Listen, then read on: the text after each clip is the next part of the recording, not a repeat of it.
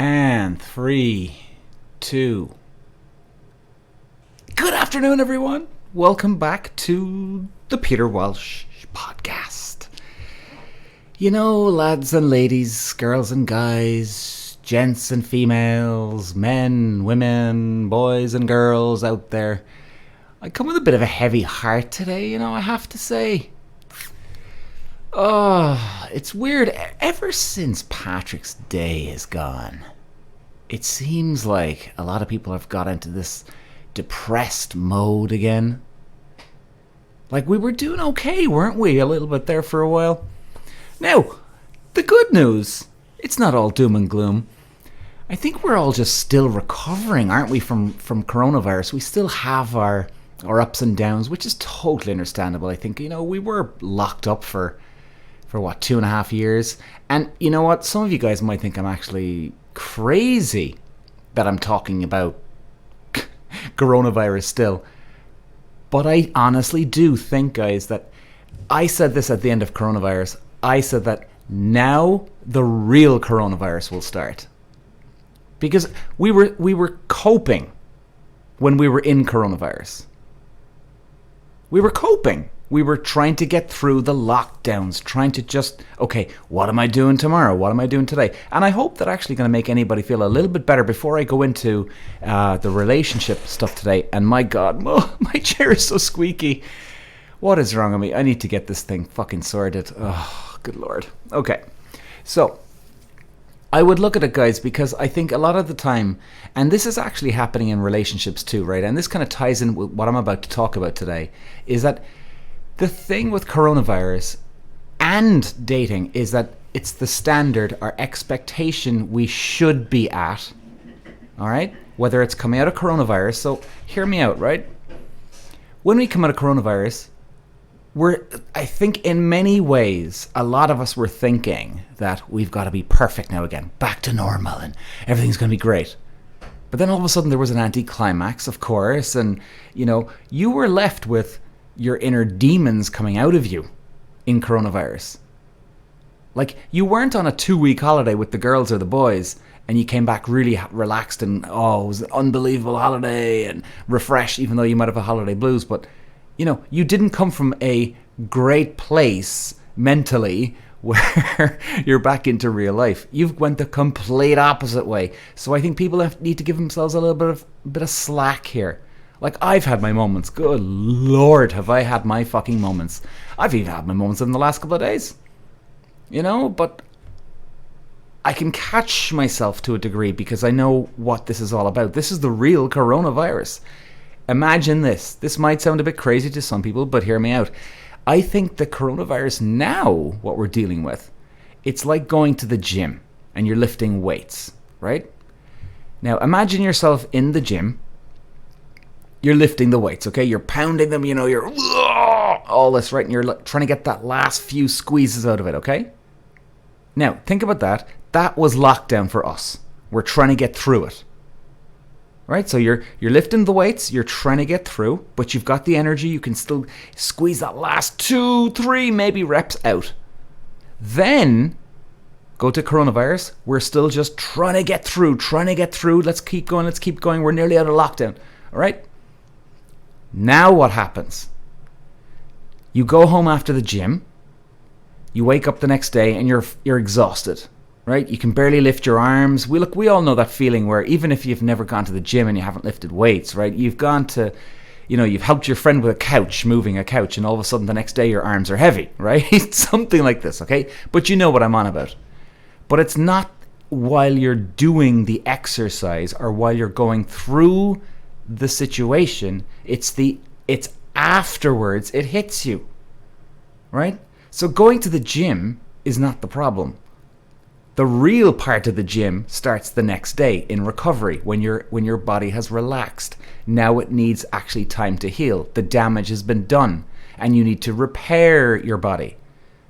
So if you think about it that way, it's the same type of thing with coronavirus and a lot of other stuff. You go through the coronavirus, we're just getting through, you're in the gym, squeezing those weights, and now we're out of it.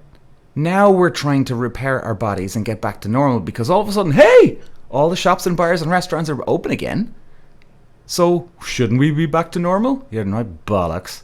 None of us are back to normal. Are you kidding me? Ridiculous. So, again, it's trying to refuel your mental state. That's what this comes down to. Anyway, I don't really know how I got to this. Oh, yeah, that's true. Fuck, I can ramble on, can't I? And I can hear, yeah, you fucking can't be there, you fucking asshole. Hey. Alright, sorry, I might drink some water here now. Okay. So, guys, I'm coming with a heavy heart today. And, oh, yeah, that's right. I remember now when I was talking about it. I was talking about this because it reminds me that I still think we are still struggling a year and a half out from coronavirus. I mean, if you think about it, we're out of it a year and a half. My God. In most countries, anyway. Anyway, so the reason why today I think is an important one to address, because there's a lot of people out there that they still have their guard up a huge amount. I mean, I'm not even speaking English here now, my God. But we do have our guards up, a lot of us. For instance, on social media. Now, this is really, I suppose, aimed at, we're going to start off with the ladies' side of this, all right? Now, ladies, before I go on, you guys have had this problem before coronavirus. So it's about this lady, she contacted me. Now, she was saying that, oh, Peter, I don't give out my phone number until I actually have arranged a date with a guy. Now, I came back onto the social media, so I responded to this lady. I'm like, basically, in my own words, right? Can we just sort of calm down a little bit, right? Like, in my own words, let's calm the drama down a small bit here. Do we really need to be this much on guard when it comes to men? All right, I know there's some creeps out there. There's some freaky guys. Now, she started continuing, and she was saying, and I nearly blew a fucking light bulb on this one. She was saying that a lot of girls, when they dress sexy, that a man automatically assumes that the girl wants to sleep with us. Now, where the fuck did that get to? I can see why girls get confused signals, but I don't get where women think that us men think this. Now, okay, first of all, I'm not a lady, all right? So I can't exactly see how it is for you ladies on this one, all right? Even though, do you know something? If I went to a gay bar tonight and there was men all over me, and if I dressed, let's say, example, all right? Let's say I dressed up in, I don't know, a tux, a nice suit, okay? Now, if I knew in my suit that the men were going to be hanging off me and they assume, oh, Peter wants to sleep with me tonight. Well, okay, let's say Peter does, right? Even though I don't, but let's say I do. What happens next? Like, do people still have to, talk to each other, flirt with each other, make the move, right? Because there's plenty of creepy gay guys out there, and there's plenty of creepy straight guys out there. So just because a guy dresses well, that does not mean we assume, ladies, that you want to sleep with us. Here's the thing, and this is what I mentioned on my social media yesterday. If anything, now we're going to go with two different types of guy here.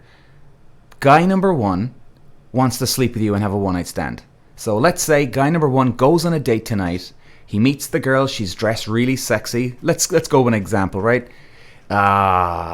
She's got the knee-high boots. She's got the tight titty top, tank top on her. She's got the beautiful tight dress up to her fucking way above her ankles, just below her bum. Let's go with that type of girl, just for now. Random example.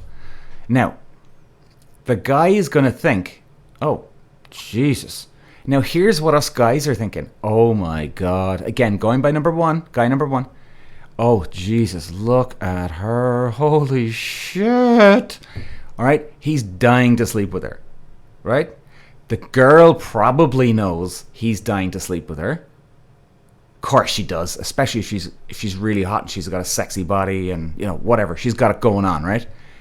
Like, you tell me one woman out there that doesn't know that. Bullshit. Woman knows it all the time. So here we have a situation where the guy's going to do his best, and I mean his very fucking best, to get her into bed that night. Guy number one, let's just keep this on track here. Now, I don't know many guys that will automatically fucking assume that she wants to fuck. Right?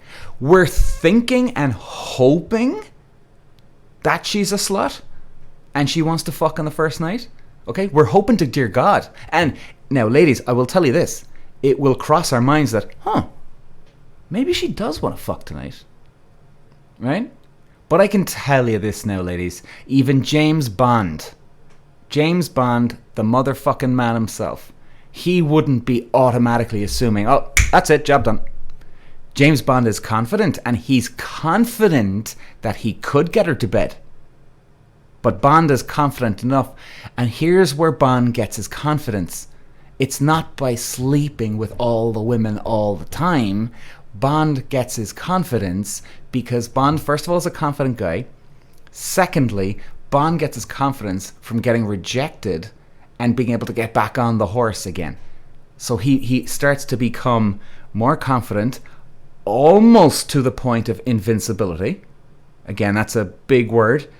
But again, if you keep knocking a guy down with who's got confidence, he keeps coming back at you, right? In whatever type, not a woman now, but you know, if he doesn't quit, he's gonna feel confident. So do you see what I mean, ladies? I hope I'm talking sense here. It's not he's automatically thinking he's going to get you into bed. That's not where the confidence is coming from. The confidence is coming from, if you shoot him down tonight, he's going to be okay. In fact, he probably won't give a fuck because he'll be out trying to find the next, quote, slut. Right? And he's hoping as well. So believe me, ladies, even the James Bonds of this world, they're not assuming that you're going to sleep with them on the first night. He's hoping to dear God, and he's going to do his best to bring you home. I really hope that makes sense. And I even said this on social media yesterday, and then a woman comes back, oh dear Peter, you don't get it, do you? I'm like, no honey, I get it, you fucking idiot. You don't get it. Jesus Christ. What's wrong with you? Huh? Like, I don't get it? Are you kidding me? I know exactly how creepy some guys can be. I know exactly how disgusting they can be, and they're handy, right? But that's false confidence, ladies, and they're using that. Now, maybe I'm totally off the mark here, and because I'm not a woman, maybe I'm not getting that, what it's like on the receiving end, even though I've had plenty of confident gay men hit on me over the years, plenty, and they've been confident, some of them, but I didn't think that they thought, oh, I want to fuck them. Nope. I know the story. I know exactly the story. Now, maybe I'm better reading between the lines with this stuff. Maybe I am. Or maybe every other guy knows on the planet. But I can tell you now, ladies, we're not thinking you want to fuck us straight away. We're hoping to dear God you want to. All right? We're hoping to dear God you want to. And we'll do our very, very best. Now, we have guy number two. Guy number two. Here we go. Let's say guy number two meets you and he really fancies you. He's like, oh my God, she's fucking unbelievably hot, man. Holy shit. But you know what? He actually wants to see you again because he's interested in actually dating you, right? So what he's going to do, he's not going to try and fuck you on the first night. He might try and kiss you. Yes, he might try and, see and hopefully try and arrange a second date. And he might, have a bit of a feel or something. But again, that could be guy number three, right? But guy number two, the guy who wants to look for a date, he ain't trying to feel you up on the night. He's going to be just trying to get your number, get a kiss at the end of the night, and see you again. So, believe me, ladies, guy number two isn't thinking and assuming you want to fuck him. You want to fuck us, excuse me. So that's guy number two. Now, let's turn it around now. Ladies, let's turn it all around on you. Now, I gotta ask you though, ladies, if there is women out there that actually think this, let me ask you the question. Why are you coming out in slutty clothes? Again, this is the ones that wear slutty clothes, all right? Because you could look very formal and very elegant and classy and look sexy. So believe me, I'm not having a go or a jab off those ladies. But let's say you are coming out in that tight fucking outfit. Tits hanging out over the dress. Your ass is nearly coming up underneath the dress. Why are you coming out like this? You see, maybe, just maybe, that you are actually pretending to yourself and trying to convince yourself that you want to fuck us because you want us to be thinking that. Maybe that's where this projection is coming from. So you don't automatically assume that the guy wants to fuck you. You just hope to God and dear God that he wants you to fuck him. Right? So maybe it's all coming from your projection. Because even I'll tell you now, ladies, I saw the fucking that message yesterday on social media, and I went, whoa, Jesus Christ, whoa. Like, that was my first gut impression. I went, what the hell? Where is this lady getting this shit from? You know? And I think, ladies, too, if you do get, this kind of creepy guy out there, right? Believe it or not, I know this is no excuse, by the way. Believe it or not, a lot of these times, some of these guys actually have no idea how to hit on a girl, and it comes across so badly that it comes across creepy. But again, it's not coming from a place of, oh, she wants to fuck me tonight. And I can tell you another one, ladies, for you. If you actually said to us on a night out on a date, now this has happened to me once or twice before, but it's so overwhelming actually in a way that it's hard to believe. Here's another reason why we don't assume you want to fuck us. If you turned around to a man on a first date and you said, hey, listen, do you want to come back to my place and fuck? Or I just really want to fuck tonight.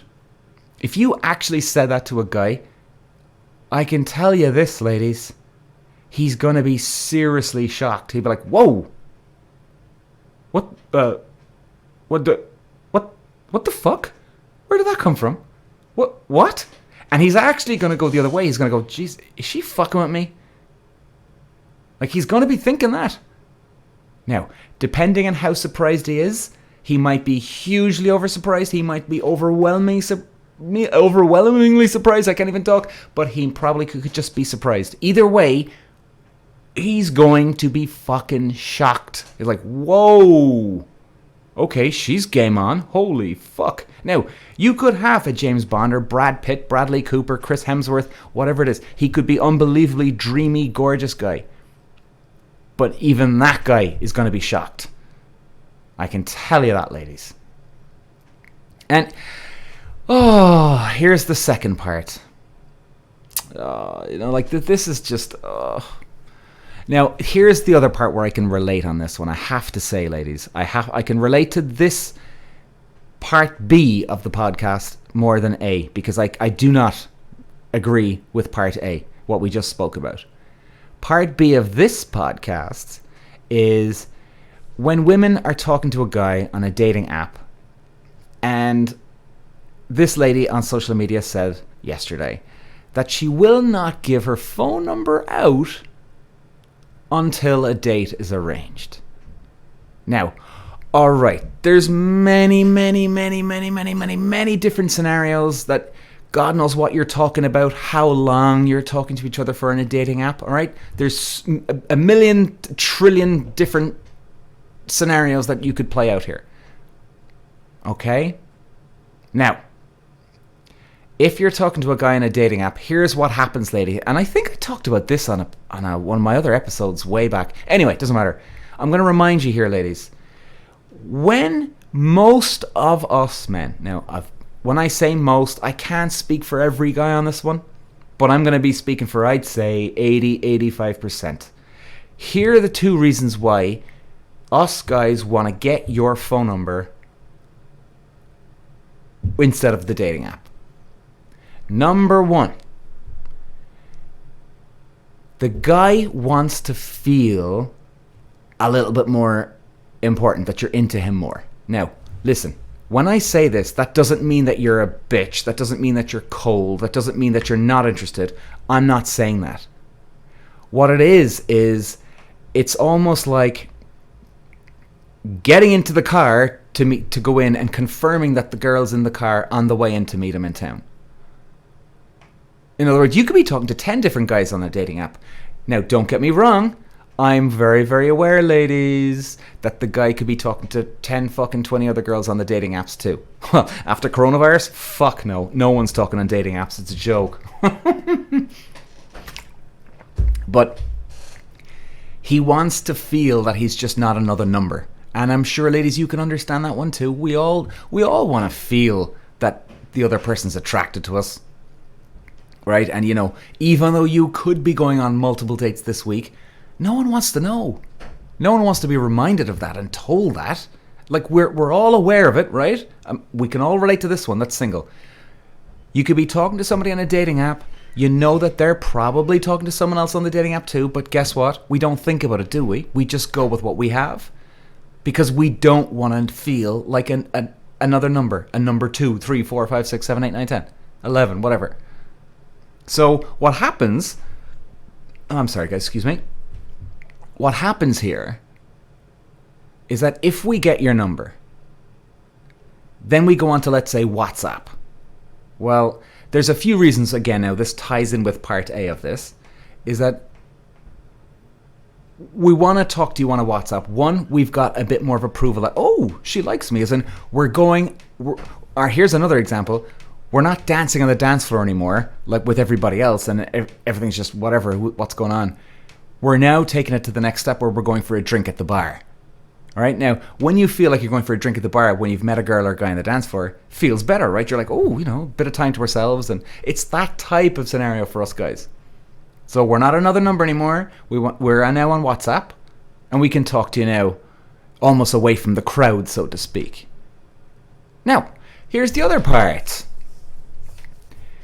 I think we all can relate in this one, whether we're men or ladies. About that dreaded last fucking scene. Oh, I tell you, man, fucking hell. The dreaded last scene, man. That fucking dreaded last scene. It could end worlds, that fucking last scene. The paranoia that comes with that thing is insane.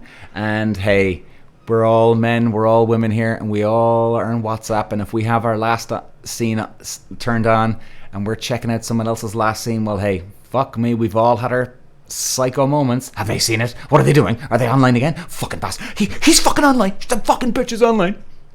We've all had those moments. Oh, God alive. Jesus. So we want to see if you've seen the actual fucking last scene. Okay? The blue ticks. Now, here's reason number 3. Now, really, last scene was just number 1, part A and part B.